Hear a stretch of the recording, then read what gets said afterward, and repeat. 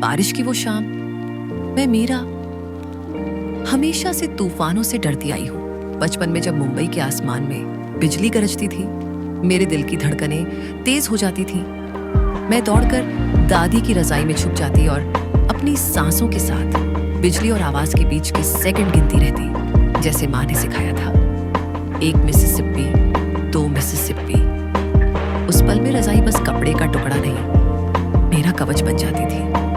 लेकिन आज अपने अपार्टमेंट की बालकनी में खड़े होकर 20वीं मंजिल से नीचे भागती दुनिया को देख रही हूँ और मन में एक अजीब सी शांति है, जैसे डर के उस पुराने धागे को किसी ने चुपचाप खोल दिया हो। इस साल का मानसून जैसे किसी पुराने प्रेमी की तरह लौटा है। ना कोई शोर, ना कोई गुस्सा, बस मुलायम सी बूंदें जो जमीन से अपनी दबी दबी बातें कर रही थी।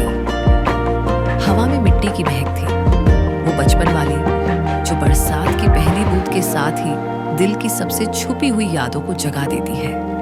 और श्रीमती शर्मा की छत पर महकती चमेली मानो मेरी पुणे वाली गर्मियों की याद दिला रही थी। जब हर शाम का मतलब था माँ के हाथ की गर्म चाय, दादी की कहानियां और छत पर भीगते बचपन की हंसी।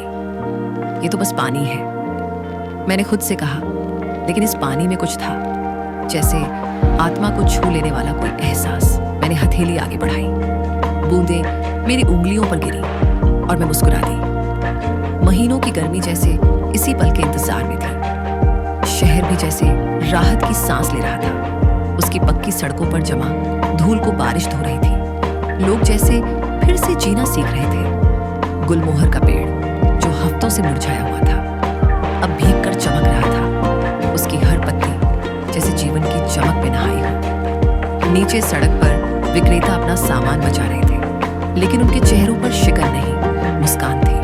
बच्चे जो इमारतों के भीतर कैद थे, अब बारिश में उछल कूद कर रहे थे, जैसे किसी आजादी के त्योहार में शामिल हो गए हों। और फिर मैंने एक नन्हे लड़के को देखा। उसकी उम्र ज्यादा नहीं रही होगी। माँ की पकड़ से निकल भागा और आसमान की ओर हाथ फैलाकर बूंदें पकड़ने लगा।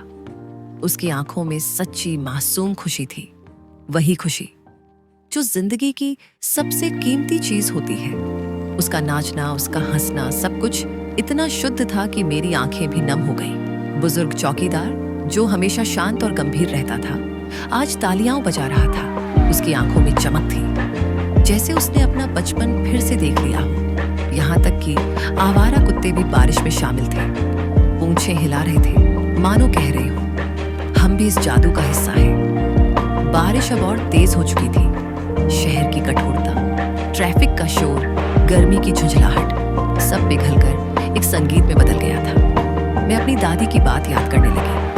बारिश दुखों को धोती है और नए सपनों को सींचती है। उस पल मुझे यकीन हो गया, ये सिर्फ कहावत नहीं, सच्चाई थी। एक कागज की नाव बहती हुई गई। किसी बच्चे की छोटी सी उम्मीद थी वो, जो गटर में नहीं, सपनों की नदी में तैर रही थी। मैं तौलिया लेने अंदर गई, लेकिन रुक गई। सामने की बालकनियों में लोग थे। कुछ कपल्स साथ बैठकर चाय पी रहे थे। बच्चे कांच की खिड़कियों पर उंगलियां चला रहे थे, चेहरे मुस्कुरा रहे थे। एक बांसुरी की मधुर धुन बारिश के साथ बह रही थी, जैसे खुद बारिश ने वो राग चुना हो। शाम होने लगी, लेकिन बारिश रुकने का नाम नहीं ले रही थी। खिड़की से झांकते हुए मुझे लगा जैसे पूरा शहर धीमा हो गया है।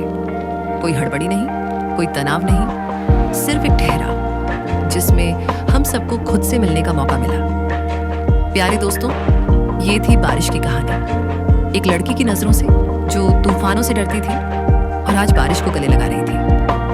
आपको ये कहानी कैसी लगी, कमेंट में जरूर बताइए।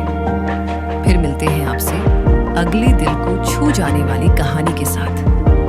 तब तक अपना और अपनों का